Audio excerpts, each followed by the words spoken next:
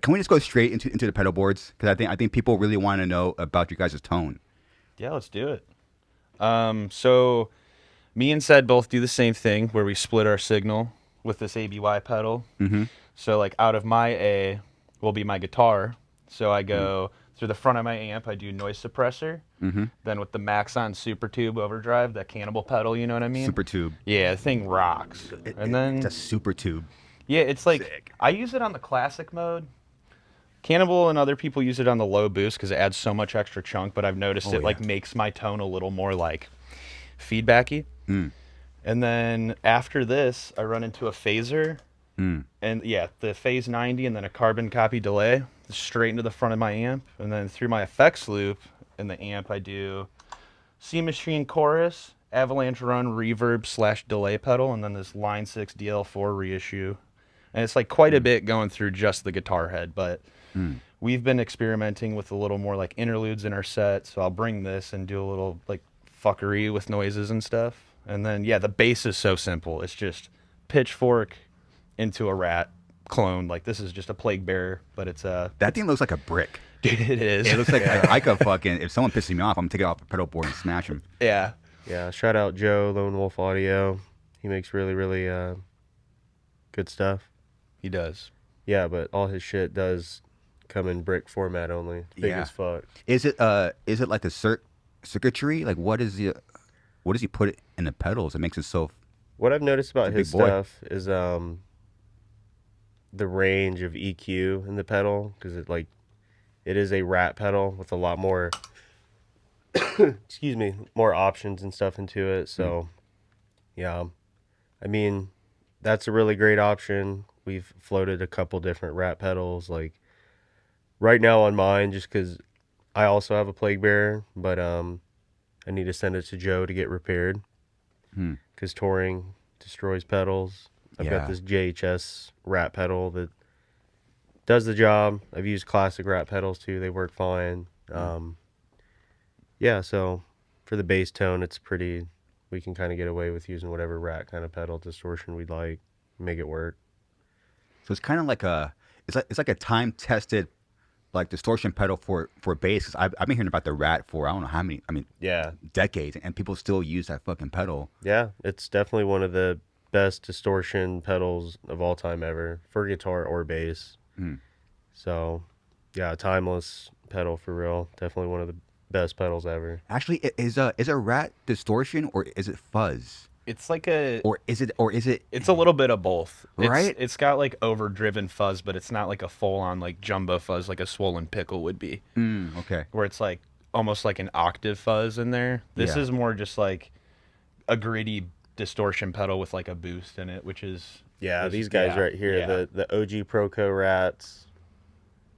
OG Proco. They're tried and true. Yeah, that LM308 chip specifically is the magic behind the rat pedal. So it's a certain kind of chip. The Okay. LM. I have like a 80s reissue one at home that Oh, I don't nice. take out, but just because it's a little bit more rare, and I'd rather beat up something that's I can get for like 80, $90 versus a Oh yeah. vintage pedal that's like $200 to $300. Yeah. Don't take it out, but Yeah. keep it at home or like Yeah. or for like a record. Yeah, the road shows no mercy for any gear. Definitely have gone through quite a bit of things through Yeah. touring. Have you guys gone through issues during a tour where something goes wrong with the pedal board at all? Oh yeah, one tour like water got spilled on my pedal board and just fucking fried it. What do you do? The hope for the best, get a new power supply, but it turned out it fried my I had an EQ pedal on it and it just like fried that, and the board would just like not stop shorting out. And we've had amps blow too. I've had an amp catch on fire in Albany. Do you remember no. that? Yeah, I've been hearing Dunnable a lot more often, like the past, I say, year or two. And this is the first time I actually seen like in person. I got to like grab one and see it like in person. yeah. It's fucking sick, dude. What are the exact models for people watching? So this is a narwhal. Okay. This is the Yeah. narwhal shape, and that's the Yeti. Yeah, I guess the best way I can describe Dunnable is we love Gibson guitars and we love playing metal music. Short scales on Gibson guitars are very, very common. They don't make baritones or extended scales really at all. They don't, huh? And Dunnable is like, it's kind of like Gibson, but made for metal. Like it's like classic shapes, classic designs, like pretty, pretty cute, Yeah, good. beautiful looking designs. Nice. Yeah, a good modern take on classic contemporary style shapes, which I think is more me, Drew, and Cody's vibe when we play guitars. Like, we all love Jackson and, like, more heavy metal style guitars, but personally, yeah, if I had to pick one guitar to play for the rest of my life, it'd probably be like a Gibson Les Paul. I just love the classic shapes, and I think Dunnable has done a really, really good job, like, catering to that aesthetic. But yeah, shout out Jordan and Sasha at Dunnable for being super awesome to work with. Yeah, I'm waiting on a custom shop. I'm probably going to pick it up Friday in our show in, is it LA? It is LA, yeah. Yeah, we're going to go check out their factory and stuff. And, Oh, nice. Yeah, I have a custom. I'm waiting to get picked up. Mine wasn't quite ready before this tour. And, yeah, we've been rocking Dunnable. We got these in It's like a April. April. We got them in. We ordered them actually in March when we were in the studio with Kurt, and we got them. They were at my house when we got home, and then we did Tied Down Festival in Detroit with the Yetis for the first time, I think. Yeah, I think that me and was Drew it. both got the same exact Yeti to kind of test run and try out, and really see if it was something that we wanted to get on board with, because we've been rocking Jackson for like quite a bit and still love Jackson. Oh yeah. But I just think with SANGUISUGABOGG, like, we tune to F standard, so we're in like 8-string tuning. So I think with that territory, it's like kind of mandatory. You need to like play like baritone scale guitars. You don't have to, but I really think for the sake of the instrument being intonated and sounding correct in pitch and in tune, the extra scale length goes a really, really long way. Even like your Fender Strat being a 26.5, I'm sure it like helps so much with just even being in 100%. like A, which isn't like super duper low, but It helps out a lot. Yeah. What's the scale of these? These are both 27.5 inches. 27.5. Oh, shit. Big, yeah. they are big. But sorry, I was just No, gonna you're say, I think they're the comfiest baritones we've ever played. The neck profiles are great. They still feel a little long, but I mean that's what you're gonna get into with any baritone scale guitar. But I think for us, this just felt like the best option, aesthetically and performance wise, with a guitar brand that does the SANGUISUGABOGG sound. With your style, because I heard you guys tune in standard F, but also drop G. Like, what kind of? Because I heard you said about you like thinner strings. Is this still what you like doing with the F tuning? Or Yeah, so I like a 74 like bottom. I like a little bit more of a slinky feel.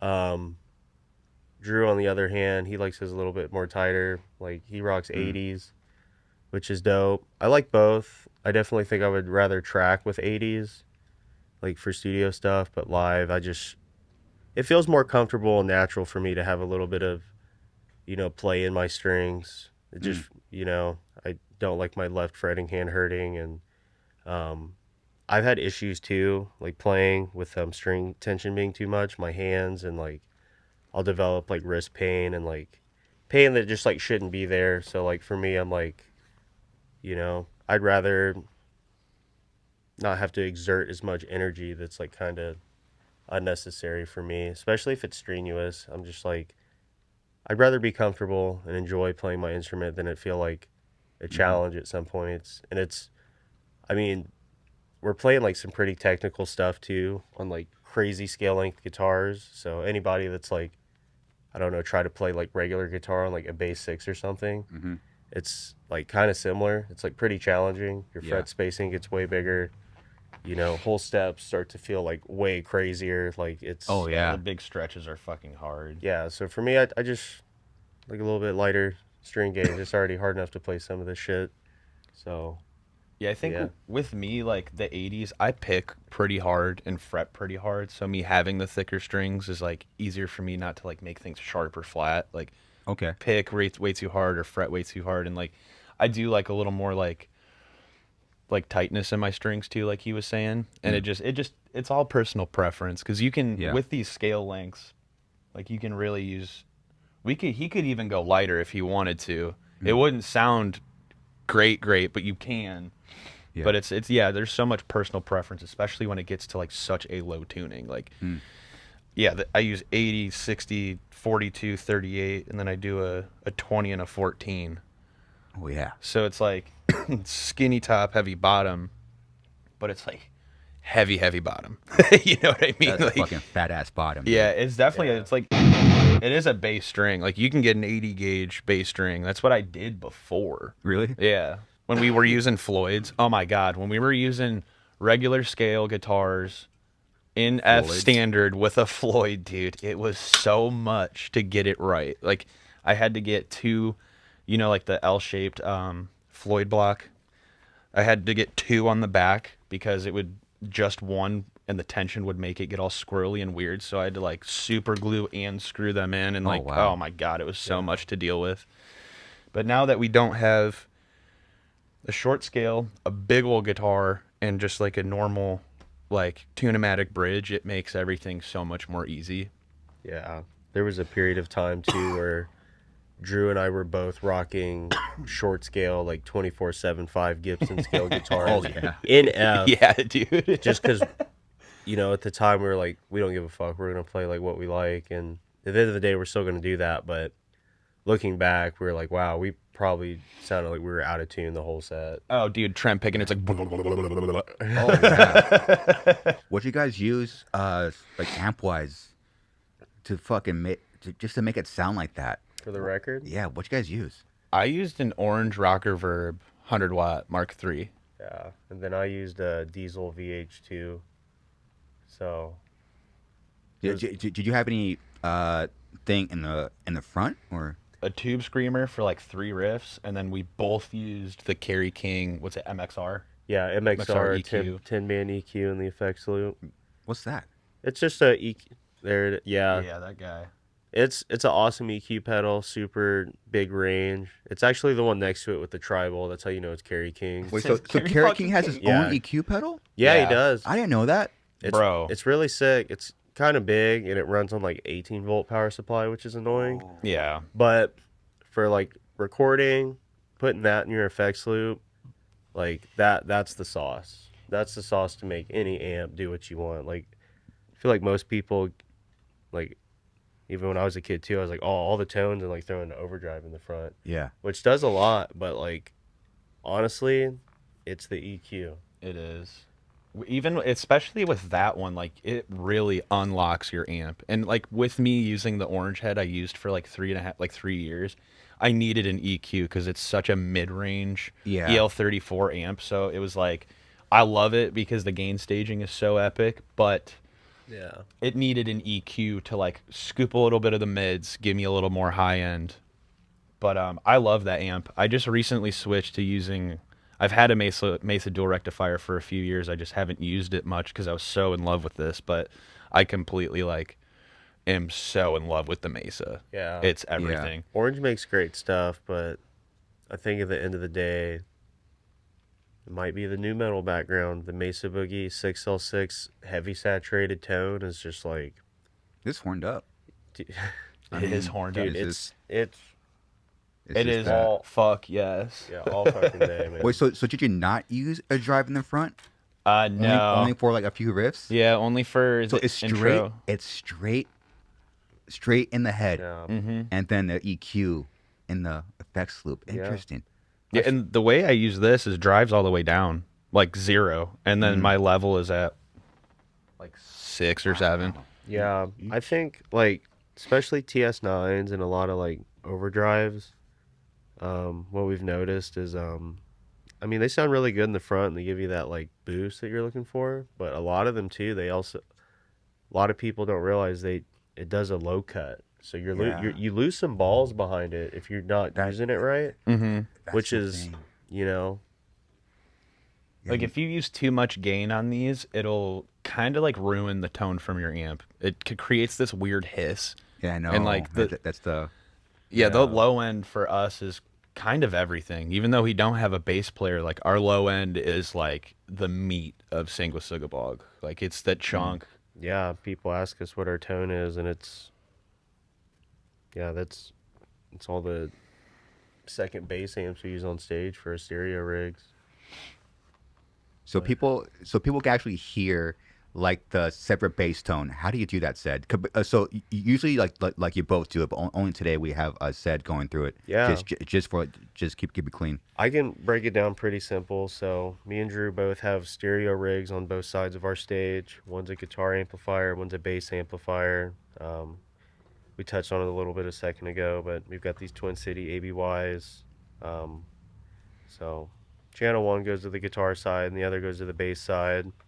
So guitar is just, and then we can switch over to the bass.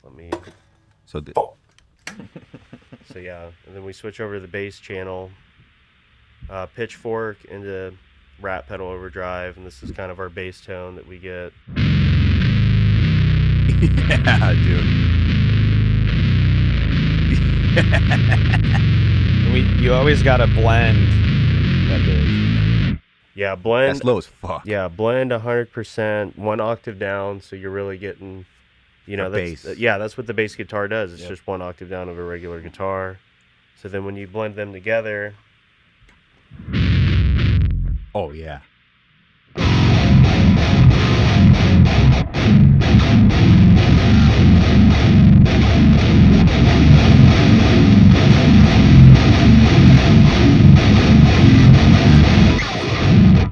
Whoop. yeah, so that's that tone makes you want to Yeah. drink a beer. Dude, straight fuck up. yeah. Yeah, so that's kind of the secret of the whole Sanguisugabogg guitar tone. And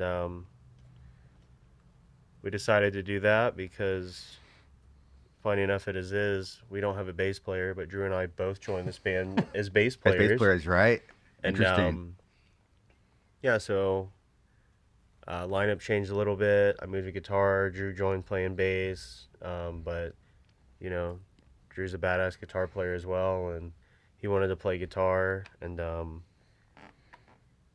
Cody had this idea of kind of running this setup. Our friend Will, from Ohio, he was in a band with Cody called Shinjuku. It's really, really sick. Cocaine Fist, badass song. Dude. Anybody listening, check that out. Shout out Will. Will's also the original drummer of me and Cody's band Volcano. But in Shinjuku, this was like how Shinjuku was a 2-piece band.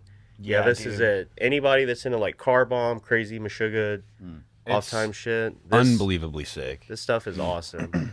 But yeah, so Will played guitar, did vocals with like a guitar and bass stereo rig, like this setup. And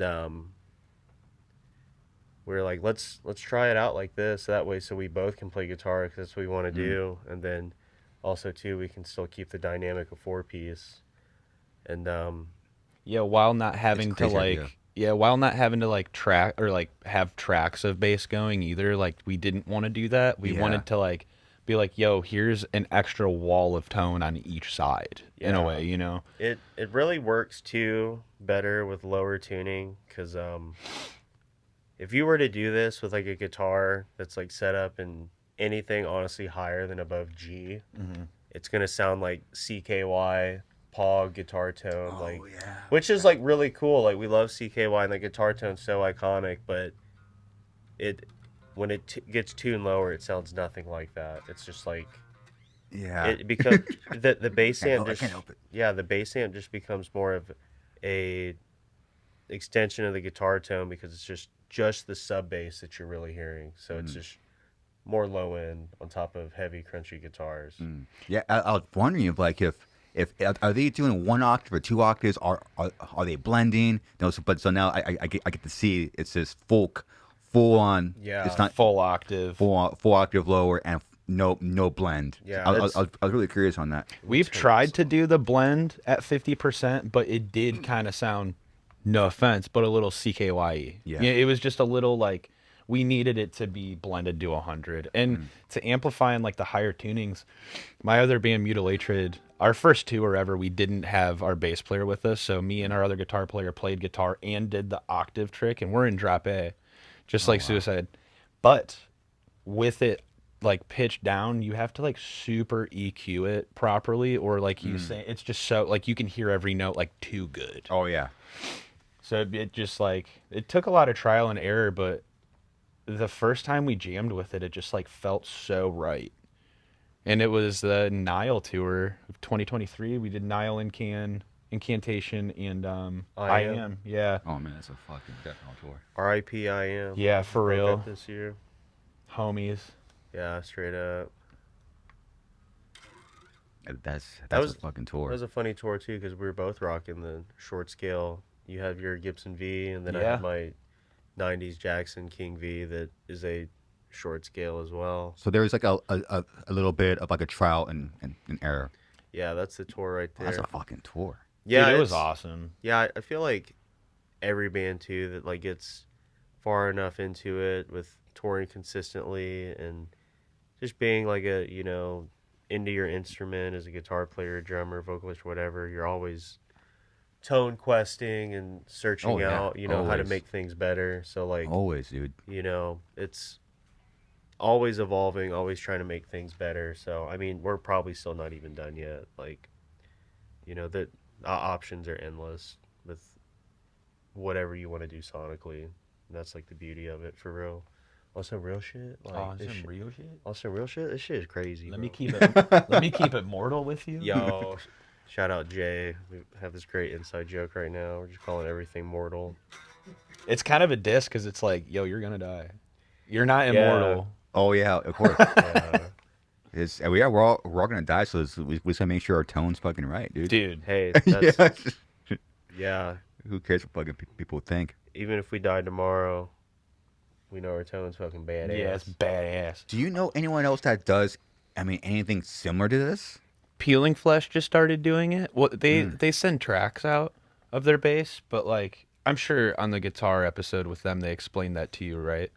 That they have like it's Jason and Soto both just play guitar, and yeah, they I just thought they were.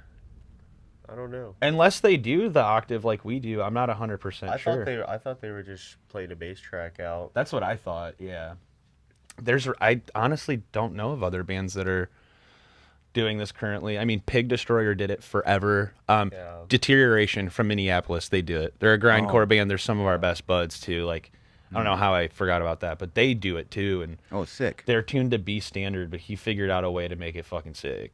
Yeah.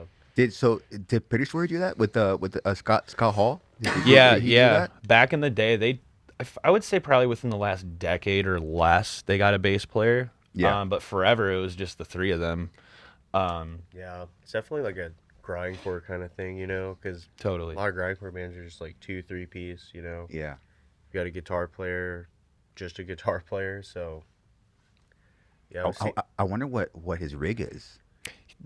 Now that I was actually talking to him about our Back in the rig, day. and I should have fucking asked him about what was- his rig was, is it but Jim?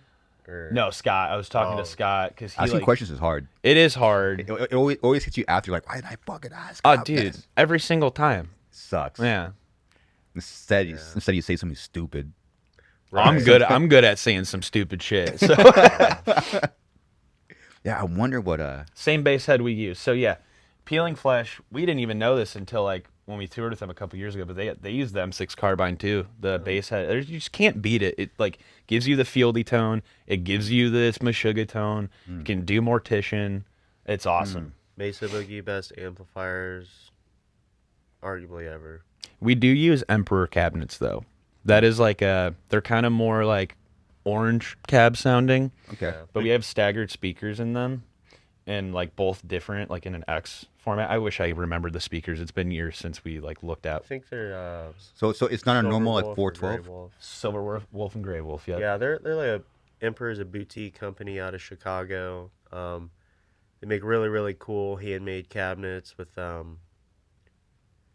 super cool specs you can do, like cool natural wood finishes. So going back on like us being like Gibson guys, like Oh yeah. yeah, we like Drew says, we like shit that looks like coffee tables and you know, Yeah, it makes some log cabin vibes. Oh Yeah. yeah, Very- it makes sense. That's cool. Yeah, look at this guitar. You could fucking make a charcuterie board out of this thing. Charcuterie board. Charcuterie. Yeah, cooterie. Coochie. We're stupid. I'm sorry. Yeah. That's a fucking coochie board, dude. There we go. Someone had to say it. I'll say it. Fuck it. There we are. That's my guitar right there. Dude, I should do that for my next one. For the one I'm getting built. I wanted to do like a real tree finish guitar, so there's like a vinyl like kind of finish over it that's like just real tree.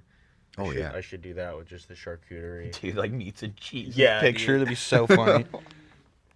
Only you guys could do that. Looking like a Europe Right. green room. Dude, straight up. So is there? So is it? Are they still? Are the Emperor still 412, or is? Yeah. But there's just different speakers. Yeah, 412s, but we did like a staggered, like, well, sorry, the cabs are staggered, so it's like speaker 1, 2, 3, 4. So they're a little taller. Oh, okay. So it's not like this on top of each other. No, yeah, it's a 412 with just like an X pattern, but the way they built it was like this. But our bass cabs are also 412 bass speakers. Motorhead. Yeah, Motorhead as hell. What's the sound difference with having your speakers staggered? It's just fucking can't explain it. Is this heavier? I can really simply. It looks badass. It looks yeah. sick. Yeah, Yeah. okay. and sounds good. Yeah. Okay. It just looks cool. And honestly, when we were ordering them, we wanted to get cabinets that were flush. And then the staggered speaker version, I think it's the Emperor S, maybe S cab or whatever. It's built for lower frequencies, lower tunings, Yeah. and like more low end. So we were like, we have to do that. And then Yeah. the bass cabs were just like coincidentally the exact same like height Oh yeah. as those. So we wanted just like a very, like, we love full stacks and stuff, but like when we look at our back line and it's just like 412, 412, 412, 412, it's like, Sure. like you can kind of see it there, but It's Limp Bizkit as fuck. it is, yeah. Yeah. Yeah. Simply put, it's Limp Bizkit as fuck. Yeah, we were trying to get a couple more cabs for our backline for this, so we could do full stacks, but Emperor is kind of booked up with custom work for other people and stuff, so we couldn't make it happen. But yeah, these have been our favorite cabs I think to take out when we're on our like headliner, not doing support stuff. We usually take out like Mesa Boogies and Ampegs for support tours, just because they have wheels and it's like easier to move. Oh yeah. But with the Emperors, we load them in and they get to live on stage until we leave last. So, yeah, happy anytime we get to bring out the like backline we want to play. It's super awesome. Since you guys are such low tuning, because you guys were playing Fuel earlier. I mean, when you're in such low tuning, because when I play in low tuning, I'm like, I don't even know what to fucking play. Like, what are you guys going straight to like writing some, or are you playing something? What do you guys play in such low tuning in like your spare time? Honestly, just freestyling. Like if we're not practicing our songs, for me, I'll just riff and just hang out and just like fuck around and like do like weird, just because it's hard to like. I mean, yeah, we'll jokingly play CKY and F standard. You know what I mean? Oh, But, really? like, Should we rip it real yeah. fast? Oh, for the my Garza goodness. podcast? 1, 2, 3, 4.